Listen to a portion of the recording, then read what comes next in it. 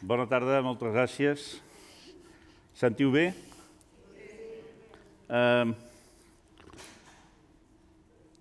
La idea és parlar... Oficialment hem de parlar de l'asset de l'escriptura. L'excusa és que ella ha tret un llibre que es diu l'asset. Si hagués tret un llibre que es digués La taula Camilla, doncs no sé com hauríem lligat les dues coses, però no parlarem de tots els llibres perquè és impossible, n'ha escrit 30, bueno, n'ha escrit 100 i n'ha publicat 30. I aleshores el que he pensat és que podríem parlar d'una cosa que té a veure amb les publicacions. Ara acaben de sortir en català, traduït pel Ferran Ràfols, i en castellà el llibre 7, però el llibre 7 no és el seu últim llibre, sinó que ella ja n'ha escrit 2 més, publicat 2 més, ha escrit 5. De manera que parlarem d'aquest delay. Nosaltres anem amb una hora, amb horari de Nova York, en relació al ritme que té ella. I això és bastant simptomàtic de com treballa ella. Va per davant, fins i tot quan ella està en el present i nosaltres també estem en el present. En el nostre present, l'últim llibre de l'Amélie és 7, però després ve Les Aérostats i ve Premier Son.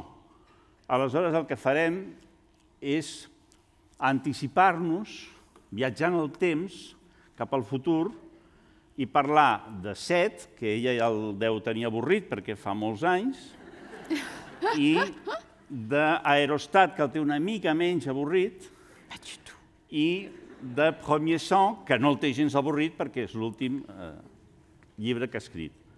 Característiques, així perquè tinguem alguna noció del que anem a parlar. L'últim llibre de l'Amélie, jo crec que és interessant que aprofitem que és aquí per explicar-nos-ho, és un llibre diferent als altres perquè és un llibre en què, ja ens ho explicarà ella, ha intervingut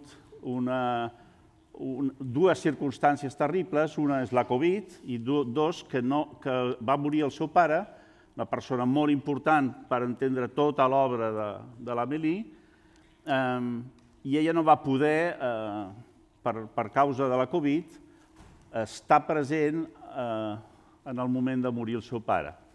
I ha escrit un llibre que explica els primers anys de vida del seu pare fins als 28 anys. El seu pare era un diplomàtic. Bé, ja ho explicarà ella, que té molta més gràcia que si ho explico jo. Bé, farem això. Jo parlaré bé en francès, perquè em sembla que així no estarem... I el meu francès, com que és catastròfic, l'entendreu segur. Bonsoir, Amélie. Bonsoir, Sergi. Alors, tu as parlé beaucoup cet après-midi sur Soif. Alors, commençons par Premier Son. Raconte-nous la différence du déclic. Si tu as écrit, normalement, tu écris presque toujours en suivant les mêmes chemins pour arriver à ton objectif, mais avec Premier Son, je pense que c'est complètement différent. Oui, Premier Son est un roman que je n'avais absolument pas prévu d'écrire parce que, si idiot que ça puisse paraître, je n'avais pas prévu que mon père meure. Voilà, et puis il est mort. Et c'est une tragédie que nous connaissons tous un jour, mais s'y est ajoutée les circonstances de la pandémie qui fait que, confinée à Paris, je n'ai pas pu assister aux funérailles de mon père en Belgique. Donc je n'ai pas vécu cette mort comme elle aurait dû se passer, et ça a été extrêmement pénible. Dès cet instant-là, j'ai commencé à parler avec mon père dans ma tête. Je lui parlais tout le temps. Et j'avais l'impression qu'il me répondait. Et ce dialogue est devenu extrêmement intense. et a duré 6 mois. 6 mois pendant lesquels je n'ai pas cessé de dialoguer avec mon père dans ma tête, ce qui était à la fois formidable, mais au bout de 6 mois, j'ai commencé à me dire « Mais qu'est-ce que c'est que cette histoire ? C'est quoi ce père qui est mort et qui parle tout le temps à sa fille ? C'est pas très bon signe. Il y a quelque chose qui ne se passe pas. Il attend quelque chose. Et puis moi aussi, j'attends quelque chose. Ce deuil ne se passe pas bien. » Soudain, 6 mois après sa mort, je me suis dit « Écoute, ma vieille, il attend que tu écrives un livre sur toi. Tu es écrivain, tu sais rien faire d'autre, il te manque affreusement. Écris le livre de ton père. » Mais comprenez-nous bien, il fallait faire quelque chose de plus important que d'écrire un livre sur mon père. Comme j'avais complètement raté sa mort, puisque je n'avais pas été avec lui quand il était mort, puisque je n'avais pas pu assister à ses funérailles, je me suis dit que la seule chose que je pouvais faire, c'était de ressusciter mon père. Et devenir ton père De avec devenir la mon première père. personne. C'est ça. Pour moi, la manière de le ressusciter, c'était de le faire parler à la première personne du singulier. Exercice impossible, mais dans lequel je me sentais une certaine légitimité du fait que j'étais celle des 3 enfants dont on disait qu'elle ressemblait à son père. Quand j'étais petite, on allait jusqu'à l'identification. Je me souviens, quand j'avais 3 ou 4 ans, les gens me disaient « Regardez, elle, c'est Patrick !» Et je me souviens que j'étais indignée parce que je pensais « Mais non, enfin, ouvrez les yeux, je ne suis pas Patrick, je suis moi. Enfin, vous voyez bien, je suis moi, enfin. » Et du coup, j'étais tellement fâchée que je les imitais. Je disais bonjour aux gens en disant « Bonjour, moi, c'est Patrick !» Et les gens étaient stupéfaits de voir une petite fille de 4 ans qui disait ça. Mais cette histoire-là a duré si longtemps, cette identification a duré si longtemps que je me suis dit que j'avais une vraie légitimité pour dire que finalement que Patrick, c'était vraiment moi. Et la première personne, en plus, tu venais de pas si loin d'avoir été Jésus-Christ. Alors, exactement. Je me dis, si j'ai été Jésus-Christ, je peux bien être mon père. Voilà. Alors, mais les deux choses à la fois. Les deux choses, c'est vrai que ça s'est succédé à pas beaucoup. Mon père aurait adoré la comparaison, oui. Passer de Jésus... Alors, Jésus aussi. Jésus, je ne sais pas. Alors, évidemment, il s'est trouvé beaucoup de gens pour me dire, bon, alors, vous avez écrit le Fils à la première personne du singulier, vous avez écrit le Père à la première personne du singulier, bon, maintenant, on vous attend pour le Saint-Esprit. C'est mon problème du moment, je ne sais pas comment je vais arriver au Saint-Esprit, mais je ne désespère pas d'y arriver. Quand tu choisis cette identification très, très, très forte avec ton père et tu décides de parler en première personne, en plus, tu décides de raconter toute l'évolution de l'enfance de ton père, l'origine, oui. Jusque moi. Ce qui m'intéressait, c'était mon père avant moi. Mon père, depuis moi, j'ai un petit peu l'impression que je le connais. J'étais là, je n'ai pas tout su, mais je l'ai quand même vu, je l'ai beaucoup regardé. Donc, ce qui m'intéressait le plus, c'était mon père avant moi. Et je possédais des informations, quand même pas mal d'informations, mais les informations les plus intéressantes, je ne les avais pas. Les informations que je n'avais pas, c'était les sentiments. Mon père était un homme extrêmement pudique, qui ne parlait pas beaucoup, et qui surtout ne racontait jamais ses sentiments, surtout si c'était des sentiments négatifs. Si c'était des souffrances, si c'était des chagrins, il ne le disait absolument pas. Du coup, ça me manquait de ne pas savoir ce qu'il avait pu éprouver pendant certaines périodes véritablement tragiques de sa vie. C'est en ça que mon roman est un véritable roman, parce que dans mon livre, j'écris surtout ça, surtout ces sentiments, surtout ces souffrances, surtout ce qui a été difficile. Non seulement le père que je n'ai pas connu, mais ce qu'il ne disait jamais. Et c'est-à-dire la part que tu ne connaissais pas. La part que je ne connaissais pas. Et comment tu as choisi de chercher le chemin pour savoir ce que tu ne savais pas? Je crois qu'il lui avait laissé écrire un livre, mais c'était un livre avec aucun sentiment. C'est un livre avec aucun sentiment, dans lequel il racontait que les faits, absolument les faits. Donc des faits, j'en avais pas mal. Mais pour trouver les sentiments, là, j'avais beaucoup observé mon père. De toute évidence, mon père était un homme extrêmement émotif, même s'il n'en disait pas un mot.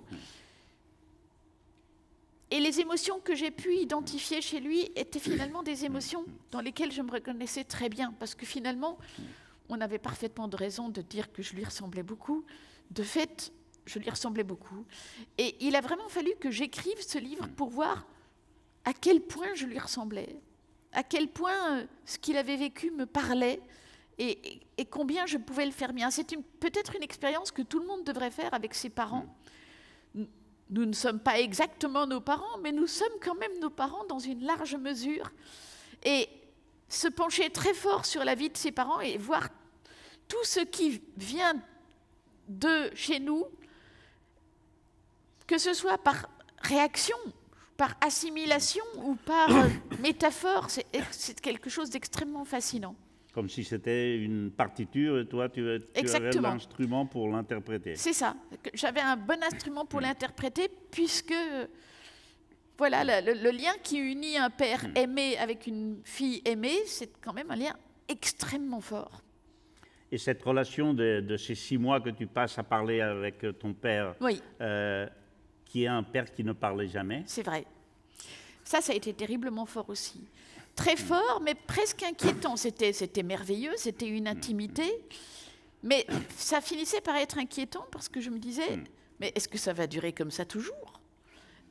Bon, j'aime mon père, mais enfin bon, je ne peux pas passer toute ma vie à dialoguer avec mon père. Je vais finir par ne pas l'aimer. Et puis surtout, je m'inquiétais pour lui. Je me disais, s'il me parle tout le temps, c'est qu'il y a quelque chose qui ne va pas, il y a quelque chose qui n'est pas vraiment fini. Quand j'ai eu fini d'écrire Premier Sang, quand je l'ai apporté à Albin Michel, qui est mon éditeur français, et quand mon éditeur français l'a accepté, à ce moment-là, mon père a cessé de me parler tout le temps. Et bon, bien sûr, j'étais un petit peu triste, mais surtout, j'y ai vu quelque chose de très bien. Je me suis dit, il est content, il attendait ça. Tu racontes son enfance, tu racontes ses origines, tu racontes ses relations avec les Notombes. Oui. Les terribles Notombes. Les Notombes, mon Dieu. Les Notombes. Les Notombes. Tu racontes aussi ses premières années comme diplomate au Congo. Oui. Raconte-nous cette histoire. Alors, l'idée, c'était... Je me suis beaucoup demandé comment raconter cette histoire. Après tout, je me suis dit, tu écris ce livre parce que ton père est mort. Raconte l'histoire de la mort et de ton père. Ton père a eu un premier rendez-vous avec la mort avant ta naissance. Mon père a été pris dans une prise d'otage qui a été la plus grande prise d'otage du XXe siècle. Ça s'est passé à Stanleyville en 1964 au Congo. Mon père, qui avait 28 ans, a joué le rôle du négociateur dans une prise d'otage où il y avait 1500 Belges qui étaient pris par des rebelles congolais. Et tous les matins, les rebelles congolais prenaient leur kalachnikov et visaient les otages belges en disant « Maintenant, nous allons tous vous tuer ». Et tous les matins, mon père, jeune consul, disait « Oui, très bien, mais auparavant, nous allons parler ». Et il commençait à parler, il relançait la palabre, qui est cet exercice d'éloquence africaine tout à fait extraordinaire. Et aussi longtemps que mon père parlait et faisait parler les rebelles ne tuaient pas les otages. Cet exercice a duré pendant 4 mois. Pendant 4 mois, tous les matins, mon père a relancé la palabre jusqu'à ce que les rebelles s'endorment tellement de fatigue, d'avoir tellement parlé. Vers minuit, s'endormaient. Et tous les matins, ça recommençait. Et j'admire d'autant plus ça que mon père, je le répète, n'était pas un homme de parole. C'était pas quelqu'un. C'est normal s'il parlait tant dans sa profession. Il aimait pas parler. C'était quelqu'un qui se taisait. Mais là, il a parlé continuellement pendant 4 mois, comme chez Razad, pour sauver la vie de 1500 personnes. Et c'est d'autant plus admirable que, déjà, parler pendant 4 mois, il faut le faire. Mais lui, il ne savait pas que cela durerait 4 mois. Il pouvait très bien penser que ça durerait éternellement. Voilà. Alors, il parle pour sauver les otages. Oui. Et il arrive un moment où il découvre, où il y a une résolution, non ? Le président parle avec lui et lui dit que ça a été une espèce de blague. Alors, macabre. C'est-à-dire que la blague macabre, c'est plus précis que ça. À un moment, le président, celui qui se faisait appeler le président par les rebelles, dit « Ça suffit cette histoire, vous vous moquez de nous ». Monsieur le consul, on va vous fusiller. Donc on prend mon père et on le met devant le peloton d'exécution. Et bon, c'est une vraie exécution, hein. Et puis les rebelles avaient déjà tué des otages, donc il n'y avait aucune raison que mon père ne soit pas tué. Donc mon père se dit, ça y est, c'est arrivé, je vais mourir. Et il vit cette scène où, donc, vrai peloton, 12 fusils sont braqués sur lui, et il attend le moment où il va mourir, en y croyant, mais à fond. Et à la toute dernière seconde, le président intervient en disant « Mais non, c'était une blague ». Bon, il n'y a pas beaucoup de gens qui ont connu l'expérience du peloton d'exécution et qui en sont réchappés. Un autre exemple, c'est Dostoïevski. Dostoïevski a écrit des passages absolument extraordinaires sur son exécution. Il raconte ce qui se passe, ce qu'on ressent quand on croit complètement qu'on va mourir et quand on voit la mort approcher, comment le temps ralentit jusqu'à devenir une espèce d'éblouissement. Il raconte ça extraordinairement. Mon père raconte la scène du peloton d'exécution dans son livre. Il ne dit rien. Il dit simplement l'expérience. Il dit « On me met devant les fusils, on va me tuer, puis on ne me tue pas ». Il ne met pas un seul sentiment dans cette scène. C'est insupportable. Moi, je lis ça, je me dis « Mais enfin, c'est pas possible, papa. Tu vas pas me dire que tu as forcément ressenti des choses, peut-être pas exactement ce qu'a ressenti Dostoïevski, mais enfin, tu as ressenti quelque chose de très fort. » Mais on parle pas de ça. Mais on parle pas de ça parce que ça ne se fait pas, parce que c'est... voilà. Du coup, moi, j'ai écrit cette scène, c'est carrément la scène d'entrée du livre, le premier rendez-vous de mon père avec la mort, mais avec tous les sentiments qu'il n'avait pas dit. Et alors, dans le dernier des dialogues du livre, oui. On peut parler de la fin du livre parce qu'il n'est pas encore publié. Alors, on ne commet aucun délit. Le président lui demande... Donc, juste après le peloton d'exécution raté, si on peut dire, le président vient plaisanter avec mon père, qui se sentait encore tout à fait comme ça. « Alors, monsieur le consul, vous avez des enfants ?» Et mon père répond « Oui, j'en ai 2. » Et le président lui dit « Est-ce que vous voulez avoir un 3e enfant ?» Et là, mon père a cette authentique réplique, qui est la dernière phrase de mon livre. Et mon père, qui vient de réchapper au peloton d'exécution, a cette réplique extraordinaire. Il dit « Cela dépendra de vous, monsieur le président. » Et c'est quand même extraordinaire de penser que je suis née de cette réplique. Voilà.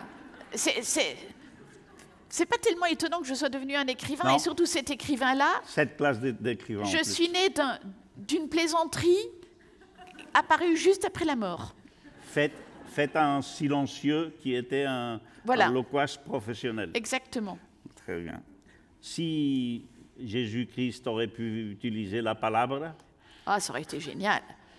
Je suis sûre que Jésus aurait été un palabreur formidable. Pour éviter, non ? Pour éviter la crucifixion. Ah, s'il avait pu éviter la crucifixion par la palabre, je suis sûre qu'on y aurait beaucoup gagné.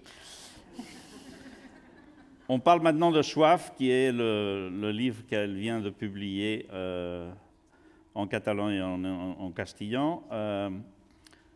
Ici, le choix que tu prends pour raconter ce roman est différent aussi au reste, parce que tu choisis un personnage peu connu comme Jésus. Et tu choisis en plus le chemin de croix, les derniers moments de Jésus. Raconte-nous un peu pourquoi ce choix et surtout quel déclic. On dirait que ce n'est pas un déclic du moment, sinon d'accumulation de beaucoup d'années, non ? Ça, par contre, c'est une très très longue histoire. Autant mon père, c'est arrivé comme ça, autant Soif est un cas d'intense préméditation. C'est le plus grand cas de préméditation de ma vie, puisque j'ai eu 50 ans de préméditation. Je ne pourrai plus jamais avoir ça. J'avais 3 ans quand mon père, encore lui, est venu m'expliquer Jésus. J'appartiens à une famille très catholique. Donc, à 3 ans, mon père m'explique Jésus. Et là, j'ai un coup de foudre. Je me dis, mais c'est le super-héros de ma vie. C'est vraiment... Alors, j'adore, quoi. J'adore ce type. Toute ma vie, je me suis dit, je veux me rapprocher de cette histoire parce que c'est mon super-héros préféré. Et donc, je continue d'y penser beaucoup. Et puis, à 12 ans, les choses changent. À 12 ans, je découvre la souffrance. Et tout à coup, je prends conscience d'une chose qu'on m'avait dite, mais qui jusque-là ne m'avait pas beaucoup frappée, à savoir, Jésus a été crucifié. Mais pourquoi? Oui, bien sûr, on m'avait expliqué, pour racheter nos péchés et tout ça. Qui peut croire une histoire pareille? Franchement, est-ce que vous pensez vraiment Jésus crucifié pour nous sauver? Est-ce qu'on est sauvé? Franchement. Qui peut croire qu'on est sauvé?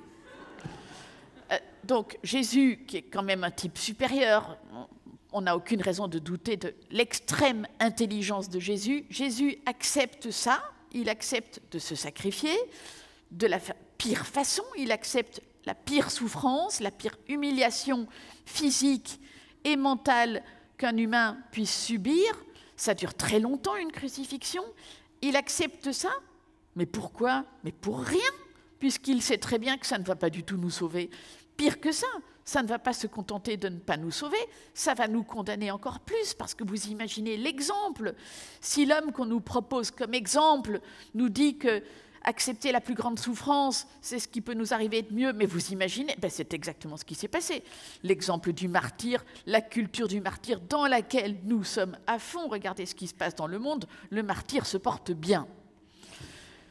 Du coup, pourquoi est-ce que mon super-héros a accepté un truc, mais aussi épouvantable, aussi funeste, aussi toxique? Question qui est devenue pour moi complètement obsédante. Par la suite, je deviens écrivain, je deviens une raconteuse d'histoire, mais je suis toujours dans mon obsession. Je me dis, oui, il faut absolument que j'écrive l'histoire de Jésus, parce que je ne comprends toujours pas cette histoire de souffrance, de crucifixion. Ça ne me va pas, mais vraiment, ça ne me va pas du tout, ça me rend malade. Et je veux comprendre cette histoire, et je commence à comprendre que quand on ne comprend pas quelque chose, il faut absolument lui consacrer un roman, parce que c'est la seule manière de comprendre un peu plus ce qui se passe. D'autre part, bon, j'ai 17 ans, je suis quand même pas tout à fait inconsciente. Écrire tout de suite l'histoire de Jésus, non, c'est pas possible. Bref, je me dis, c'est pas grave, tu deviens écrivain, tu t'exerces. Tu entraînes. Tu te fais les muscles. Tu te fais les muscles. Vous m'avez tous vu, enfin je ne sais pas, vous m'avez probablement vu me faire les muscles pendant un certain nombre d'années. Le moins qu'on puisse dire, c'est que j'y suis allée fort. Ah oui. J'ai écrit un très grand nombre de romans, je me suis beaucoup fait les muscles. Et puis c'était en 2018, il fallait que je commence ce qui était alors mon 93e roman. Et tout à coup, je me suis dit, bon, est-ce que tu ne penses pas qu'il est temps maintenant? Tu as plus de 50 ans, tu te fais les muscles depuis un grand nombre d'années, ouvre les yeux. Maintenant, tu vas commencer à vieillir. Les muscles, c'est plus possible. Donc, c'est maintenant qu'il faut l'écrire, ton histoire. Tu n'es pas prête, je sais, tu n'es pas prête, mais tu sais, tu ne seras jamais prête. Alors, maintenant, tu écris ton histoire parce que sinon, ce ne sera plus possible. Et j'ai commencé à écrire le 93e roman, l'histoire de la crucifixion de Jésus, c'est-à-dire le Jésus qui me pose problème, le Jésus que je ne comprends pas. Ça a été terrible. Tous les matins, je me réveillais en me disant « Bon, maintenant tu remontes sur la croix ». Je plaisantais pas, hein. C'était terrible. Je vivais ça tous les matins, je me disais « C'est trop dur pour moi, je ne vais pas y arriver, c'est au-dessus de mes forces ». Le bon côté de l'affaire, c'est que je me disais, ce que tu ressens là, c'est quand même quelque chose qu'il a dû ressentir aussi. Je ne sais pas du tout si Jésus était fils de Dieu. C'est d'ailleurs une question que je trouve assez peu intéressante, mais la seule certitude qu'on a, c'est que Jésus a vraiment existé, qu'il a vraiment été crucifié. Donc forcément, il y a eu un moment où il a pensé ça. Donc finalement, je me mettais dans la même situation. Et tu choisis un style qui est très... qui combine dans toutes les phrases, dans toutes les pages, le physique et le spirituel. Absolument.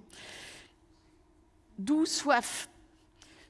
La soif, pour moi, c'est la sensation parfaite, parce qu'il n'y a aucune sensation qui combine autant le physique et le spirituel. La soif, c'est aussi physique que spirituel. Je sais très bien de quoi je parle, parce que je suis une grande championne de la soif. J'ai toujours soif. Là, je regarde ma bouteille d'eau avec une convoitise terrible, mais je me dis que pour coller avec mon sujet, je la boirai plus tard.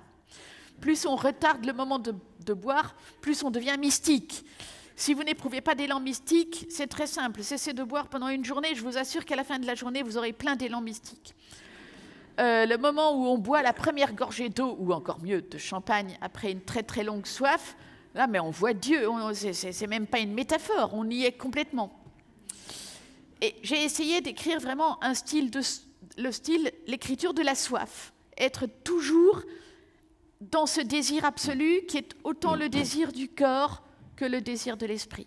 Et dans ce livre aussi, et en premier sens surtout, j'ai l'impression que tu as un niveau d'identification avec les personnages, ça a changé respect aux autres livres. Oui, c'est vrai. Bon, j'essaye toujours de donner le maximum de moi à mes personnages, même si c'est des assassins, même si c'est vraiment des êtres abominables. Mais là, dans les deux cas de Jésus et de mon père, l'identification était plus forte. Bon, dans le cas de mon père, je suppose que c'est plus évident. Mais dans le cas de Jésus, c'était très fort aussi parce que, je le répète, ça a été mon super-héros pendant tellement d'années que, voilà quoi, on s'est beaucoup fréquenté. Hein. C'était peut-être mon ami imaginaire, je l'ai beaucoup fréquenté. Mais en plus, tu te permets le luxe de mettre aussi Judas. Non?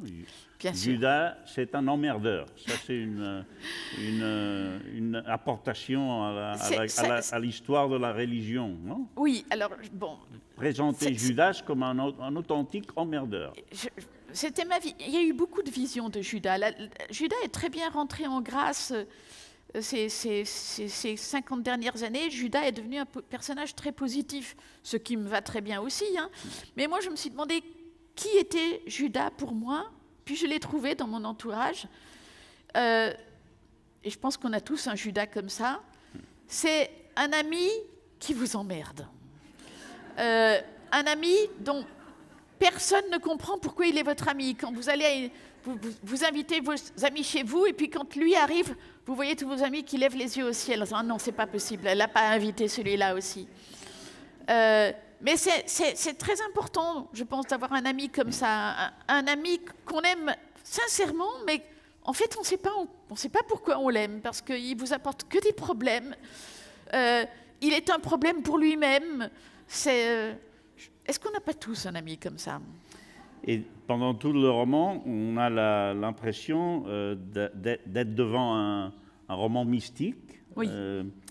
Non religieux, c'est-à-dire c'est une histoire romanesque, oui. et dans laquelle la soif est un élément complètement original, oui. Comme une forme de foi, c'est-à-dire oui.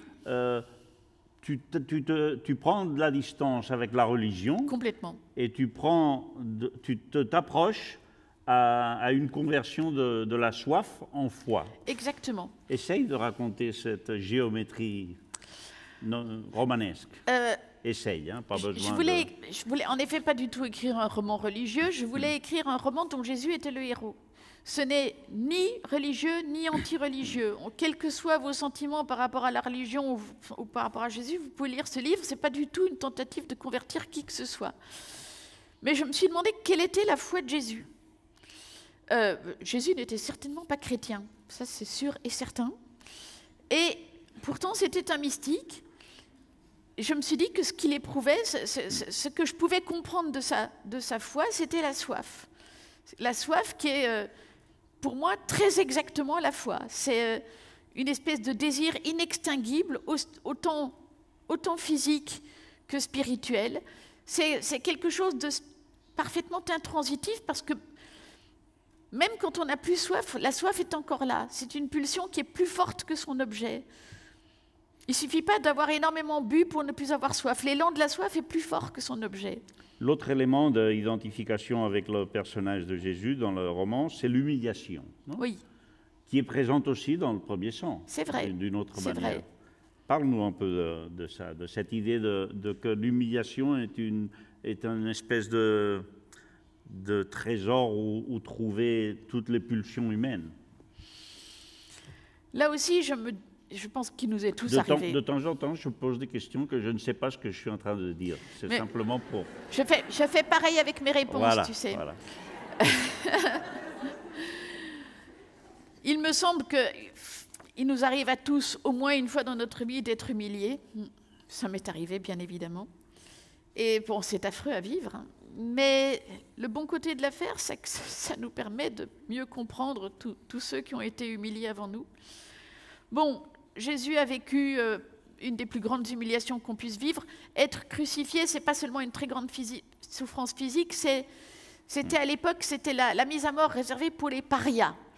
C'est vraiment pour ceux qui ont commis les crimes les plus bas, les plus dégueulasses, les plus inqualifiables, c'est la crucifixion. En plus, c'est une mise à mort obscène parce que vous vous êtes montré dans votre mort et votre mort dure très très très très longtemps. Donc tout le monde, et en plus à une époque où venir voir une mort, ça avait beaucoup de sens.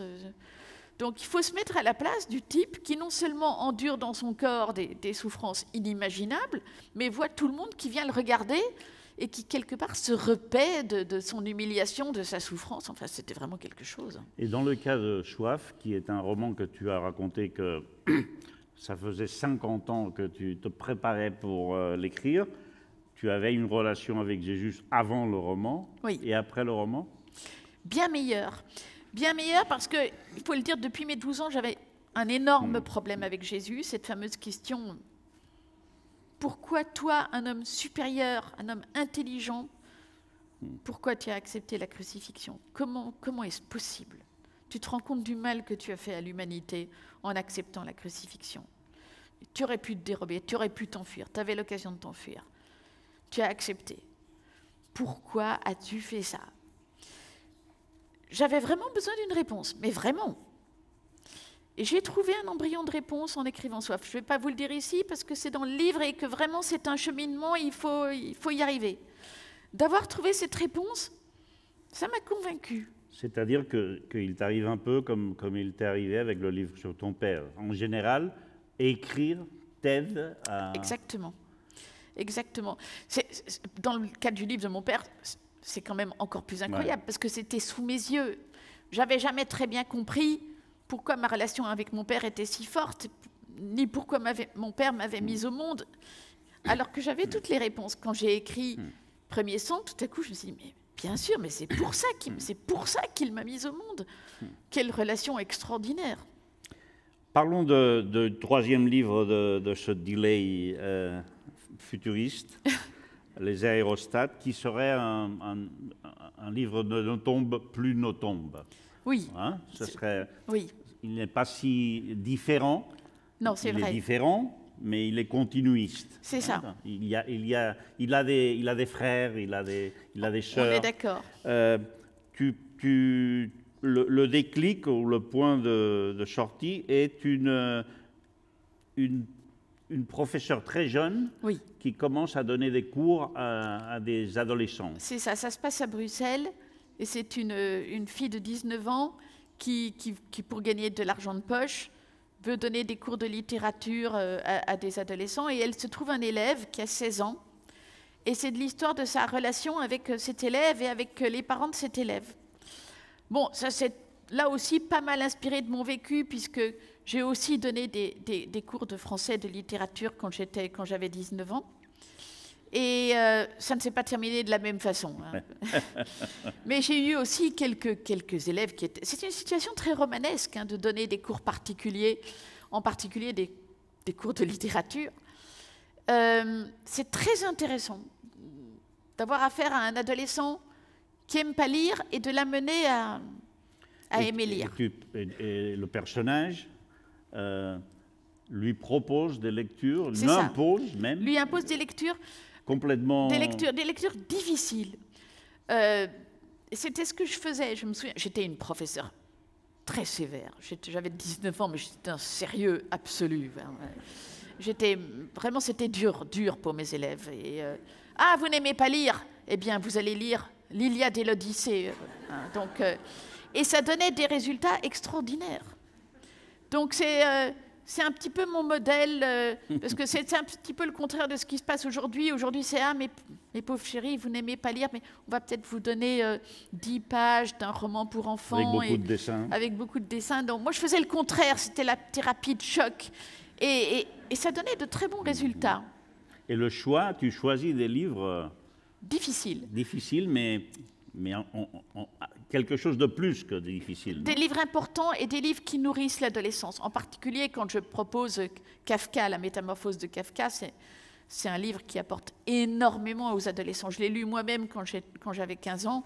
Ça m'a énormément apporté. Oui, c'est un livre difficile, mais en fait, les adolescents n'ont absolument rien contre la difficulté. Ils adorent les défis et ils ont des interprétations géniales. Je tiens à dire que les interprétations d'adolescents qui figurent dans les aérostats, je n'en ai inventé aucune. Toutes m'ont été fournies par de véritables adolescents. C'est très brillant. Et tu parles aussi de... Je t'ai entendu dire que tu ne comprenais pas... il y a actuellement beaucoup de gens qui s'intéressent pour l'écriture, mais qui ne lisent pas. Alors ça, c'est quand même le comble, mais le nombre de fois que je rencontre des jeunes ou des pas jeunes qui me disent « Ah, je veux devenir écrivain, qu'est-ce que je dois faire ?» Je dis ben, « Lisez ». C'est pour moi une évidence. Hein. « Ah non, mais j'aime pas lire. » Je dis « Attendez, je ne comprends pas. Vous voulez devenir écrivain, mais vous n'aimez pas lire, mais ça n'a absolument aucun sens. C'est comme si vous me disiez « Je veux devenir cuisinier, mais j'aime pas manger. » Ça n'a absolument aucun sens. Donc, voilà, la seule façon d'écrire, la seule façon d'apprendre, c'est d'abord de fréquenter les maîtres, de même qu'un peintre fréquente les maîtres, de même qu'un musicien écoute de la musique, ça va de soi. Mais quand tu as commencé toi-même ton expérience comme lectrice, tu as commencé à lire en dévorant. Hein. Oui, j'ai toujours été une dévoratrice de livres. Alors, dévorer, ce n'est presque pas choisir. Comment tu choisis les livres que tu crois que tu dois dévorer? C'est-à-dire, s'il n'y a pas une méthode académique, moi j'adore cette pulsion. Je crois que c'est un chemin très correct pour aimer la littérature. Mais comment tu choisis les... Avec soif. Bon, heureusement, il y avait beaucoup de livres à la maison. Mon père était un très grand lecteur. Donc il y avait tous les classiques à la maison et puis beaucoup de contemporains aussi. Et j'avais tout à fait le droit d'y aller et de me servir. J'y allais à l'instinct et à l'appétit. J'avais un grand appétit, une grande soif. Et j'avais toujours l'impression de me laisser choisir par les livres, que c'était les livres qui voulaient de moi. Moi, avec mon frère, on courait dans le corridor, très vite. Et comme qu'il y avait beaucoup de livres, à gauche et à droite, le livre qui tombait, on devait le lire. Mais c'est génial. Oh. Mais c'est génial. Mais parfois, c'était le deuxième volume de la mémoire de Lénine. Aïe, aïe, aïe, aïe, aïe, aïe, aïe, aïe, aïe. Et il fallait le lire, hein. C'est une méthode dévoratrice accidentelle. Mais ça donne Sergi Pamiès. Oui. Moi, je pense que c'est une très bonne Total, méthode. dans la vague. Bon, je pense qu'on peut parler maintenant de deux ou trois questions éternelles sur ton travail. D'accord. La méthode Nothomb de travail a changé maintenant? Pas du tout. C'est toujours la même? C'est toujours la même, c'est désespérant. Chaque fois que tu me vois, tu me poses la question et la réponse est toujours parfaitement identique. Mais je te la pose avec l'espérance que ça ait changé. Eh bien, qui sait, peut-être que quand tu me poseras la question dans 40 ans, qu'on sera tous les deux des débris... Sache que je vais te la poser toujours. Parce que j'ai l'espérance de que... Qui sait? Mais ça n'a absolument pas changé. Je ne possède toujours aucune technologie moderne. J'écris toujours dans des cahiers avec des stylos, les uns après les autres. Donc, je mets toujours environ 3 ou 4 mois à écrire un livre. Je tombe toujours enceinte du livre suivant quand je n'ai pas fini l'accouchement du précédent. À la seconde où j'ai fini un accouchement, tout de suite après, je commence le suivant. L'idée, c'est qu'il ne faut jamais s'arrêter. Il faut qu'il n'y ait aucune interruption dans le processus d'écriture. Et ça continue. Et ça continue. Ça continue pire, mieux.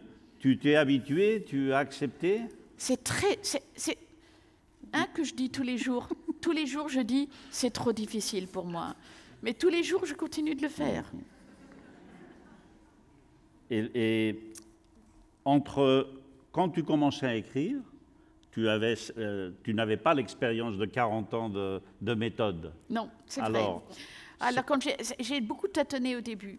Mon tout premier roman, mon tout premier manuscrit, J'ai mis 2 ans à l'écrire. À l'époque, je ne savais pas comment faire. Et puis j'ai continué, j'essayais plein de méthodes. J'essayais tous les horaires, j'essayais toutes les substances. J'ai vite compris que sans une substance, je n'y arriverais pas.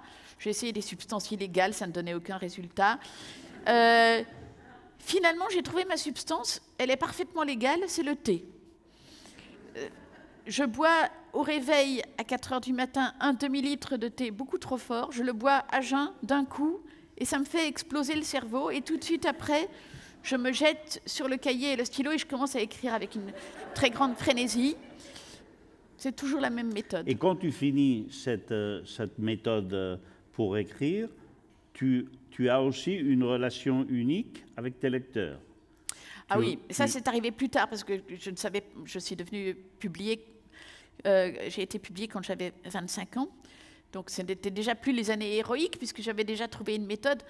Mais c'est vrai qu'à ce moment-là, donc j'ai 25 ans, je suis publiée à Paris, ça marche, c'est extraordinaire, le succès est là, tout de suite, conte de fées. Et c'est là que vous intervenez. 2 jours après ma première publication, je reçois ma première lettre de lecteur, elle est magnifique. Et tout de suite, je réponds, sans me rendre compte que j'entrais dans un engrenage. Pardon, quand tu dis que tu réponds, à main, en écrivant? À la main. Je n'ai jamais changé de méthode. Je ne sais toujours pas ce que c'est qu'un mail, je ne sais pas ce que c'est qu'un ordinateur, je ne sais pas ce que c'est qu'un smartphone. Donc, ne m'envoyez pas un mail, je ne le recevrai pas. Si vous m'envoyez une lettre, une vraie lettre écrite avec du papier, avec votre adresse, bien sûr, pas l'adresse mail, s'il vous plaît, je vous répondrai. Sauf si vous m'écrivez des insultes. Et comment tu peux convivre avec ces 2 niveaux, non? Le niveau, le potentiel de 4 heures du matin avec le thé, commencer à écrire avec cette énergie complète de survivant, et après t'arrêter et commencer à dialoguer avec tes lecteurs qui te parlent des livres que tu... C'est complètement différent. D'abord, ils ne me parlent pas forcément de mes livres, parfois ils me parlent de toute autre chose. Donc, j'ai fini d'écrire. Il est 8 heures du matin. Je m'habille de façon correcte. Je me rends chez mon éditeur et c'est là que je reçois mon courrier. J'ai besoin que le courrier et le roman ne soient pas écrits au même endroit. Voilà. Et donc là, chez mon éditeur, je reçois mon courrier. Il est très, très important. Et de tous les niveaux, vraiment, je reçois aussi bien des lettres d'une profondeur mais terrible que des lettres extrêmement simples. Des lettres de tous les niveaux qui sont écrites aussi bien par des véritables intellectuels que par des gens qui n'ont presque jamais lu un livre de leur vie. Et cette relation avec ce que tu découvres dans ces lettres... Oui. Ça me bouleverse. Voilà. C'est une relation qui est désintéressée. Je ne fais pas ça dans un but particulier. Simplement, je reçois ces lettres qui me bouleversent toujours. Et je ne vois pas comment je pourrais ne pas répondre à ces lettres. Ce n'est pas possible pour moi de ne pas répondre à ces lettres. Je suis trop émue et commence parfois de véritables correspondances. J'ai ici, je ne vois pas où elles se sont cachées, mais il y a au moins une jeune fille dans cette salle avec qui je corresponds depuis un grand nombre d'années. J'ai commencé à correspondre avec elle quand elle avait 10 ans, elle en a 16 maintenant, c'est très émouvant en plus. Là, c'est un cas particulier, puis elle a commencé à m'écrire quand elle était enfant. Mais c'est un cas qui se présente quand même un certain nombre de fois. Je vois grandir quelqu'un, ou parfois des gens qui commencent à m'écrire quand ils ont 50 ans. Enfin, tous les cas existent. Profitez-en. Vous pouvez lui demander quelque chose sans lui écrire. Oui, c'est vrai. Je crois qu'on peut passer aux questions du public. Et merci pour le silence, l'attention. Merci pour votre magnifique réaction. Bravo, tu es formidable. Bravo.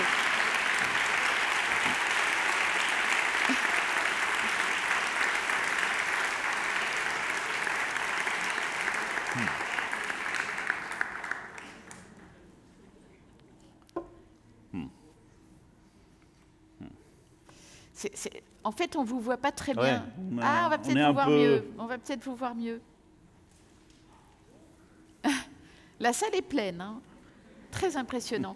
Ça rappelle l'époque d'avant le Covid, c'est formidable. C'est la première semaine qu'elle C'est peut génial. être pleine, la C'est génial. salle. Hola, ahora sí.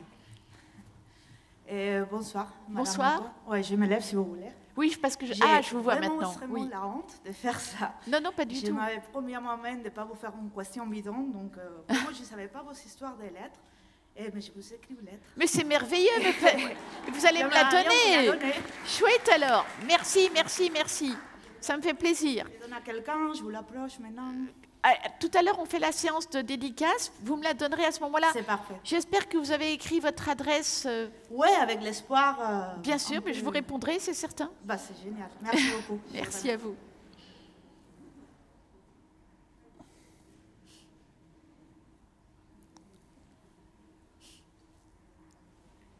On fait toujours ça, on est un peu timide au début. Mais c'est après- pour ça qu'il faut toujours commencer par la deuxième question. C'est la première question. Voilà, la deuxième question est déjà arrivée. C'est à moi. Ah oui. Je me lève aussi. C'est encore mieux. Bonsoir. Merci. Bonsoir.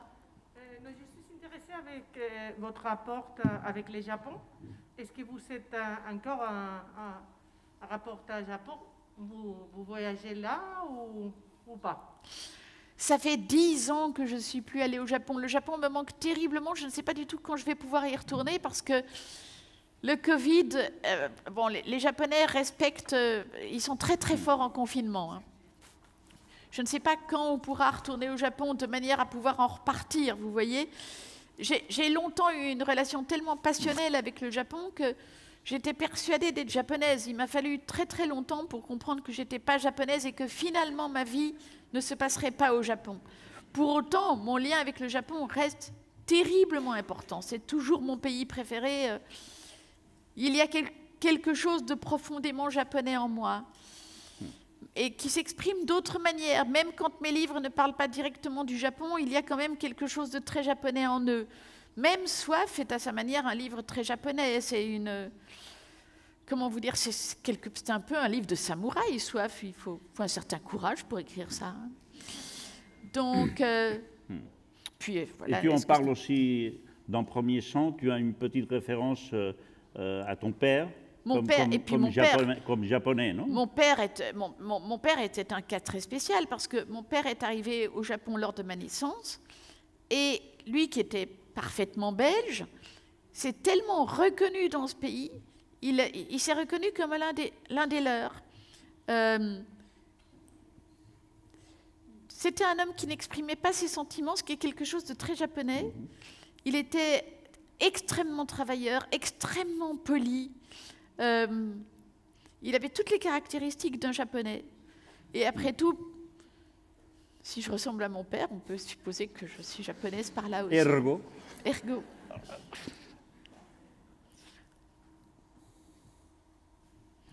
Oui, Bonjour. bonjour. Ah, pardon, oui. Et merci. Merci. J'aurais deux questions, si c'est Je possible. vous en prie. La première, en fait, ce serait de savoir si vous avez parlé de votre père qui ne souhaitait pas parler de ses émotions. Oui. Et vous avez commencé à dire parce que peut-être ça ne se faisait pas. Est-ce que c'était parce qu'il percevait ça comme vulgaire, trivial, ennuyeux, ou était-ce de la pudeur? Je pense que c'était un mélange de beaucoup de choses. D'abord, c'était une génération. Je pense que dans cette génération, mon père était né en 1936, dans cette génération, on ne disait pas facilement ses sentiments et ses émotions. En plus, c'était un milieu, mon père venait d'un milieu aristocratique, où tout ce qui était de l'ordre de l'émotion négative était considéré comme du dernier mal élevé. Dire je suis malheureux, je souffre, mais vous n'y pensez pas, c'est de la dernière grossièreté.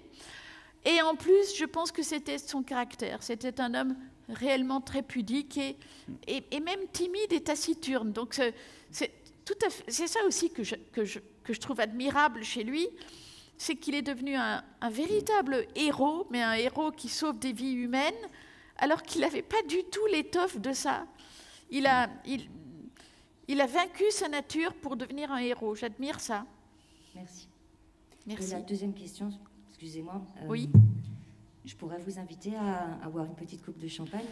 Ah mon Dieu, vous me faites rêver parce que si vous pouviez imaginer à quel point j'ai envie d'une coupe de champagne là, mais c'est même pas imaginable. Donc nous verrons ce que l'avenir, peut-être pas ce soir parce que je ne sais pas du tout, je crois que je suis invitée à dîner après. Il faut se mettre à la queue des gens qui l'ont invité.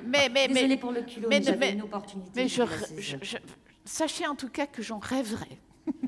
J'aurais dû la ramener ici. Merci. Merci.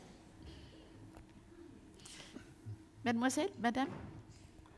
Ah oui, je vous reconnais.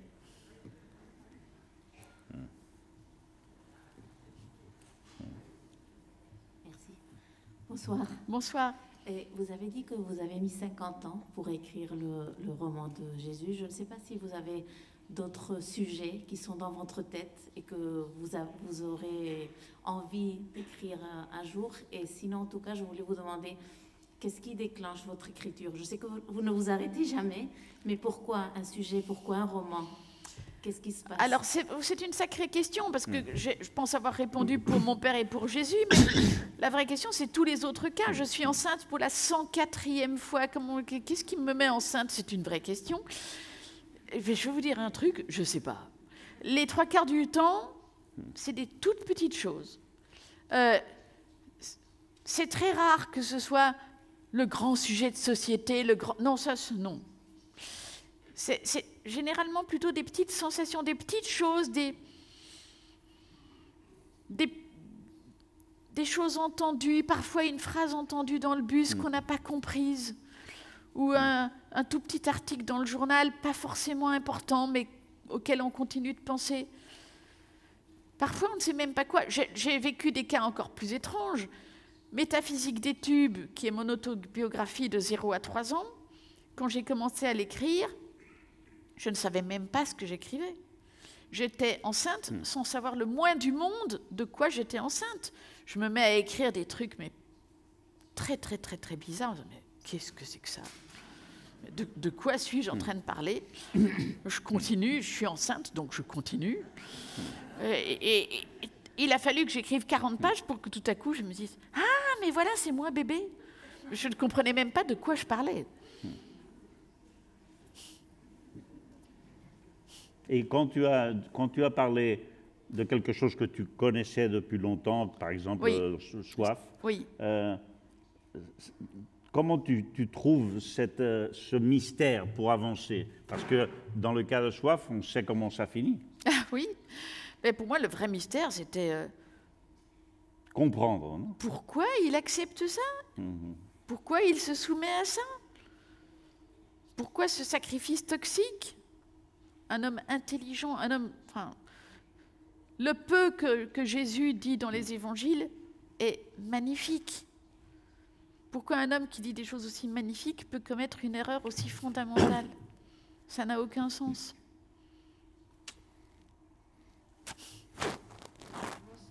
Bonsoir. Amélie, premièrement, mes condoléances pour votre perte et surtout dans cette période tellement difficile. Merci. Pour vous et beaucoup de personnes ici, dans tous les pays, non? Bon, je voudrais savoir si la Covid vous a changé quelque chose. Autant le caractère ou la façon d'écrire. Si cela vous a fait, enfin, agir d'une autre façon qu'avant. Et en plus, je voudrais savoir d'ailleurs si vous avez dit que vous n'utilisez pas d'ordinateur non plus. Vous écrivez tout à main? Tout à la main. Et alors, c'est-à-dire, il y a quelqu'un qui le passe après l'ordinateur? Oui. Moi, je ne sais pas faire ça. Hein. En plus, Tom fait. Non, c'est pas lui. C'est pas lui. Je voulais vous dire aussi que c'est très agréable. Vous êtes enfin plus proche que je croyais. Et enfin, j'ai lu votre premier livre l'année 2000. Tremblement, c'était impressionnant. J'étais aussi au Japon. Et quand vous habillez toujours de noir, c'est le Japon. Pour moi, le blanc et le noir, c'est le Japon. Merci. Alors, je vous remercie beaucoup cette soirée. Enfin, je relirai votre dernier livre. Merci mille fois, madame. C'est pas une question, mais c'est très agréable. Non, mais il y a la Covid, si ça t'a changé. Ah oui, le Covid. Je ne pense pas. La seule chose, bon, je ne pense pas du tout que le Covid a changé ma façon d'écrire. Mais la seule chose consciente que ça a pu changer en moi, c'est que je sais encore plus maintenant combien les rapports humains me sont précieux. Je le savais déjà avant, hein, mais je le sais encore 1000 fois plus maintenant. Par exemple, j'ai toujours adoré un moment tel que celui-ci, mais je l'adore 1000 fois plus maintenant. Parce que j'en ai été privée longtemps, comme nous tous, et j'aime encore plus maintenant être avec beaucoup de gens et qu'on s'aime. Et vraiment, le premier confinement a duré très longtemps de vraie solitude. Ça a été très dur. On n'entend pas, pardon.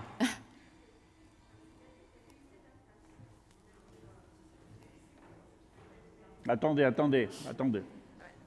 j'ai eu cette impression que vous étiez beaucoup plus proche parce que, par exemple, enfin, je vous ai entendu à Pagina 2, qu'on faisait il y a 2 ans ou l'année dernière, par exemple, on faisait des interviews à Pagina 2, c'est un programme de littérature.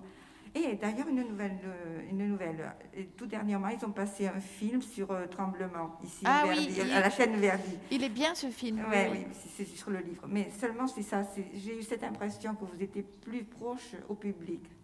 Mais c'est possible. Merci bien. Merci, madame.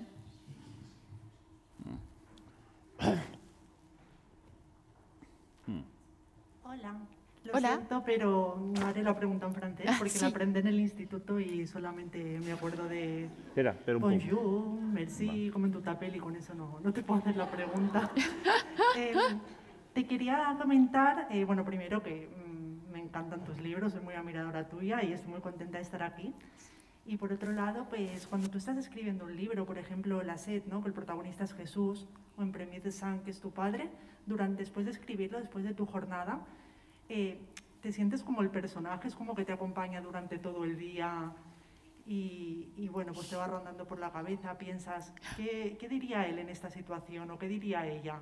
O cómo lo afrontas dentro de ti durante el proceso de escritura. Oui, c'est vrai que merci pour cette belle question. Le personnage continue de m'accompagner, pas tout le temps, hein. Le restant du temps, je suis Amélie, mais je me souviens que quand j'écrivais Soif, par exemple, j'avais une amie qui avait des problèmes de dos et elle habite à un 6e étage sans ascenseur et elle me disait, est-ce que tu peux m'aider, tu peux me porter mes packs d'eau, 2 paquets de 6 litres d'eau parce que je ne peux pas, j'ai mal au dos. Et je me souviens que quand je portais ces packs d'eau sur les 6 étages, je me disais, mon Dieu. Tu multipliais la croix. Exactement, je me disais, ça me faisait penser à la croix. Je me fais penser à quelqu'un. Je me fais penser à quelqu'un, exactement. Un problème. Donc, il pouvait y avoir des moments comme ça, oui. Donc, et puis, mon père, c'était différent. Mais dans le cas de mon père, quand je ne savais pas, parce qu'il y avait des moments où je ne savais pas, je me disais, bon, papa, est-ce que tu l'as vraiment vécu comme ça? Alors, il y a eu cette expérience de fou. Donc, j'écrivais j'écrivais Premier Sang. Et j'étais à l'endroit, j'étais au Pont d'Oie, le fameux château où se passe une partie de l'enfance de mon père. Et j'étais assise au bureau de mon père. Ben oui, il n'était plus là, donc je pouvais écrire à son bureau. J'étais assise au bureau de mon père et j'écrivais en étant mon père. Et c'était la fin du roman. À un moment, j'écris la dernière réplique, j'écris « Ça dépendra de vous, Monsieur le Président ». Tout à coup, je lève mon stylo, je dis « Tiens, peut-être c'est fini ». Et c'était l'hiver, donc j'écris très tôt le matin, donc il faisait tout noir, donc j'avais allumé la lumière. Et à ce moment-là, la lumière s'est éteinte. Et j'ai pensé, ben voilà, j'ai ma réponse. et donc, là, vraiment, je l'ai senti comme une intervention de mon père. Mon père me disait, oui, en fait, c'est fini. Rideau. Puis voilà. Ah, c'est un rideau magnifique. Oui. Vous allez aimer beaucoup. Ceux qui n'ont pas pu lire encore le premier sang.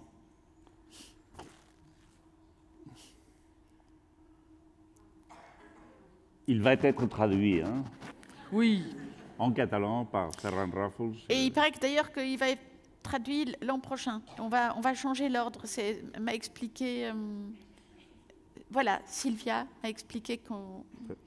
Et donc, j'ai Ça dit... dépendra du traducteur. Oui. Ah, ben c'est vrai. Du coup, Non, pas de problème. Du coup, je serai là... Oui. Oui. Du coup, je serai là l'an prochain, parce qu'il n'est pas question que mon père arrive ici sans moi. Hein.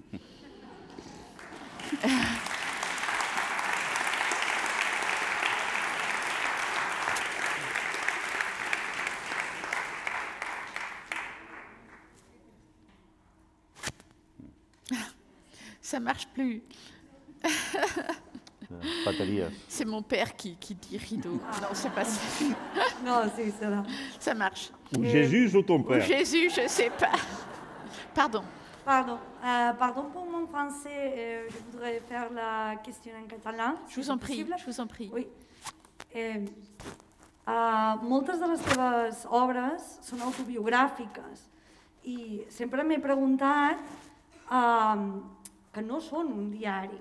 Llavors, sempre m'he imaginat que hi ha la Melina Tom, autora, i la Melina Tom amb certs tints de ficció. Llavors, sempre m'he imaginat com es pot viure, no? Quina relació tens amb aquesta Melina Tom que no tenim molt clar si és del tot cert, no? Jo almenys sempre m'ho he imaginat així, no? I no sé si a tu et passa com a autora o no. Pour moi, ce n'est pas le cas. Je comprends très bien que ce soit le cas pour vous, mais pour moi, ce n'est pas le cas. Je me vis comme une seule et même personne. Je peux très bien comprendre que j'ai l'air d'un personnage de fiction, mais je pense que, je vais vous dire une chose, je pense que nous sommes tous des personnages de fiction. Si vous pouviez vous voir, je vous assure, vous êtes tous des personnages de fiction. Donc, c'est aussi pour ça que moi, je rêverais d'écrire votre vie à vous tous. Hein. Et peut-être que ça arrivera.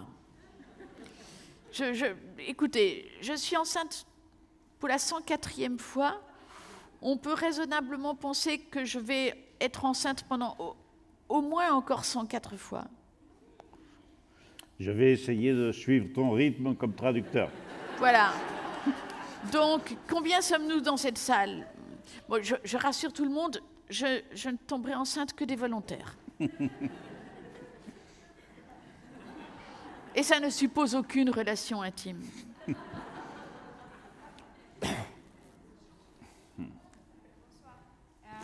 voulais vous demander, vous dialoguez avec votre père, vous dialoguez avec Jésus, et est-ce que vous dialoguez avec Freud? C'est intéressant ça. J'ai fait une analyse qui a duré 6 ans. C'était très intéressant. C'était horrible en fait. Vraiment horrible. Mais c'était très très intéressant. J'ai dû arrêter parce qu'il m'est arrivé un truc qui paraît-il est très banal. C'est que j'avais totalement identifié la psy à mon ennemi intérieur. J'avais l'impression qu'elle me détestait, donc je ne pouvais plus la voir. Mais je pense que ça m'a fait beaucoup avancer.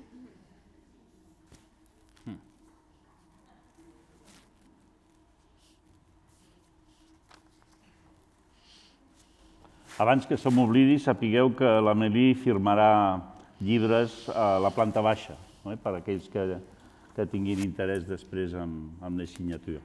Dedicats, perdó.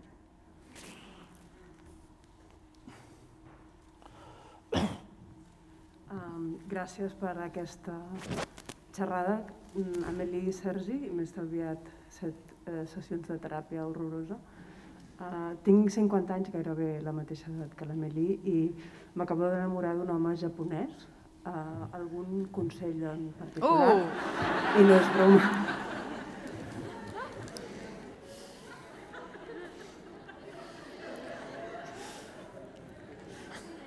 Allez-y, c'est très bien.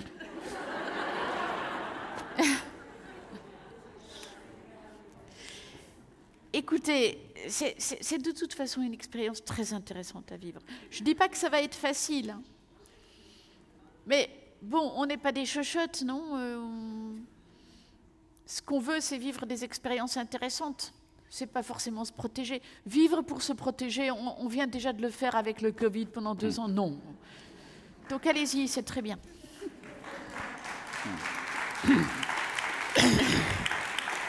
Bonsoir Amélie. Bonsoir. Je suis vraiment très heureuse de vous voir revenir à Barcelone.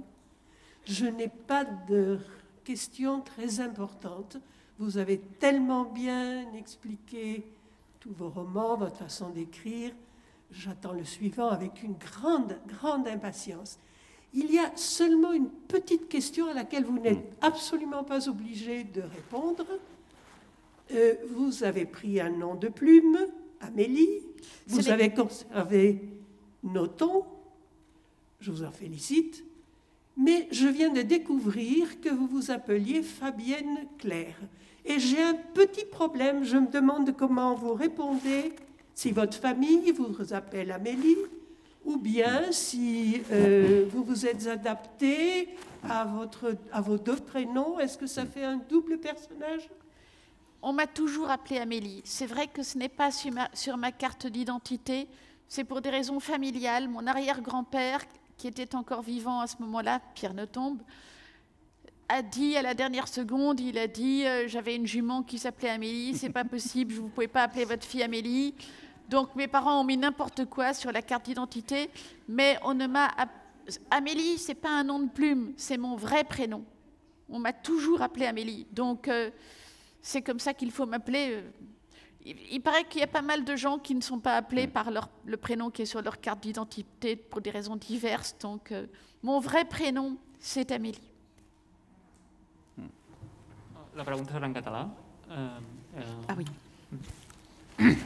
M'agradaria preguntar-li, ha parlat molt abans amb anterioritat del seu lligam amb el Japó, i a mi em costa veure en els seus llibres, he de dir que no els he llegit tots, però la referència amb aquest Japó, i voldria preguntar més si té alguna referència d'escriptor japonès, que l'escriptura japonesa doncs, en els últims anys sí que ha esdeventat més famosa, però potser encara està per conèixer si té algun autor de capçalera japonès al qual vostè li hagi servit de referència, i si pot posar algun exemple. Merci. Il y a énormément d'écrivains japonais qui comptent pour moi. Bon, bien sûr, les 3 grands classiques, Mishima, Tanizaki, Kawabata, qui sont inévitables et terriblement importants. Dans mon cas, je dirais surtout Tanizaki, parce que Tanizaki est l'auteur d'un livre qui est pour moi fondamental, qui s'appelle « Éloge de l'ombre ». C'est grâce à ce livre, lu à 20 ans, que j'ai compris pourquoi le Japon était mon pays préféré et pourquoi je me sentais si proche de ce pays. Il faut bien se faire comprendre sur ce qu'on veut dire par influence. Je pense que ces auteurs m'ont influencé, ça ne signifie pas que mon écriture tient d'eux. C'est de même que le fait d'avoir lu énormément Stendhal m'a certainement influencé. De là à dire que mon écriture est stendhalienne, mais ce serait d'une prétention absolument monstrueuse. Par ailleurs, j'imagine que en me lisant, il n'est pas inconcevable que j'ai beaucoup fréquenté Stendhal et que j'ai pu fréquenter beaucoup d'écrivains japonais. Ce qu'il peut y avoir de japonais dans mon écriture, je pense, c'est quand même une certaine stylisation, une certaine cruauté très mise en forme. C'est jamais de la cruauté brute, c'est toujours de la cruauté assez civilisée, assez organisée. Une certaine distance aussi.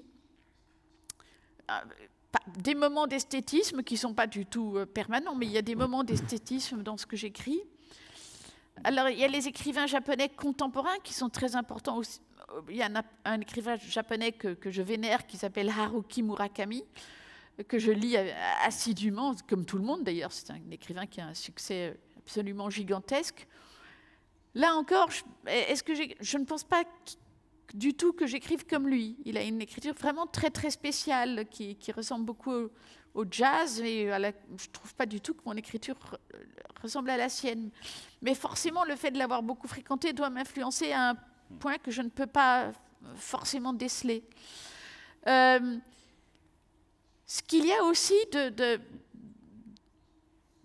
japonais, peut-être de façon un peu invisible dans ce que j'écris, c'est un certain rapport au zen. Le Japon, c'est quand même le pays qui a le mieux compris le zen, même si le zen à la base n'est pas du tout quelque chose de japonais. Et le zen est une chose qui est présente dans ma vie, et singulièrement dans mon écriture. Le zen comme une espèce d'immédiateté de la révélation, comme... voilà, le zen procède par illumination, tout à coup, sans préparation, on est devant l'absolu. Voilà des choses qui peuvent surgir dans mon écriture.